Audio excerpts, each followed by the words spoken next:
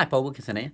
This is another video looking at the ABRSM Associated Board jazz exams. I'm going to particularly draw attention to the great tune from Kinda Blue by Miles Davis, so that's all blues.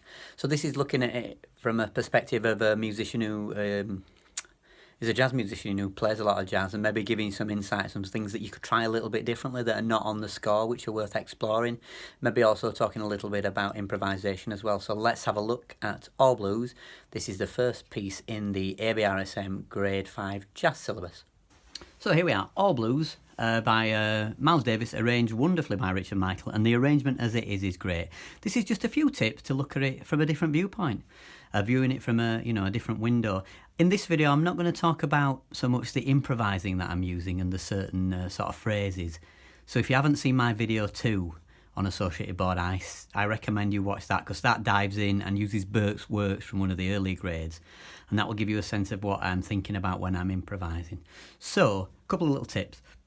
One thing I think you should definitely try is when this tune comes to its end, last 3 bars,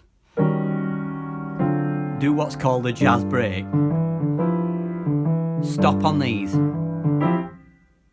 When you stop there, then you can lead in with a lovely solo. So let me do that. So I'll just go same place.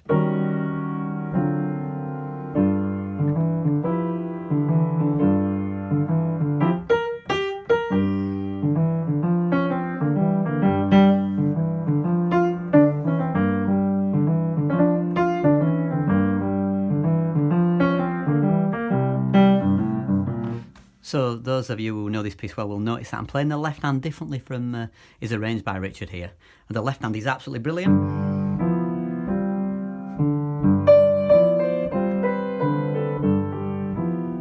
It's absolutely fabulous, stating the Mixolydian scale as advised by the Associated Board. What I did was keep the groove. I kept the left hand groove all the way through from the start, because for me it sounds great to keep that groove.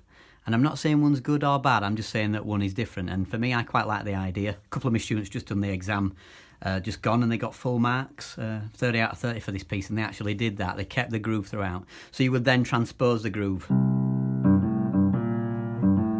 Notice sometimes I keep the bass there. I quite like that. Bit of finger pedaling. It gives you some sustain, but then it gives these notes.